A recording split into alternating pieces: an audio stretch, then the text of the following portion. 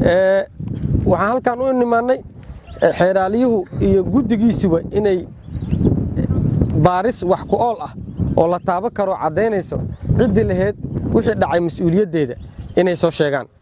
haddii uu jiro dayacaas yaa qaaday ma taliska ciidanka leh ma kan qaybta leh ma saraakiishii maamulaysa ururka leh ma ciidankii ka shaqeynaya halkaana leh waa inay mas'uuliyaddaasi cid qaadataa waay annaga garsoor ciidan ahaan waxaan diyaar u nahay oo halkan aan u joognaa inay cidii ku cadaato mas'uuliyadda dayacaasi cidii ku cadaato intii laab laga qaadaa halkaanaan joognaa waxaan tegi doonaa xerooyinka oo idil oo ciidamada ay joogaan waxaan hubi doonaa ciidan kasto xero kasto ciidankii ku qoraay ma joogaa mise ma joogo haddii ay maqan yihiin maxay tilaab ka qaadeen saraakiisha joogta halkaasi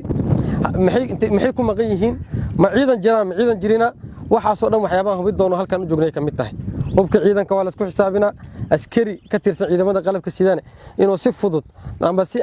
dayac ah oo wax ku gaaraan waa la isku xisaabinaa waxaan joogi doonaa maalmaha soo socdo xerooyinka idil oo gobolkan aan xerxere u tagi doonaa waxaan ugu talagalnay arrintaasni in ay ka baxdo meesha in inta dhacdo qof ku dhinto hanti ciidan lagu waayo laga aamusaa halkaas inay arrintaas dhamaataan halkaan u joognaa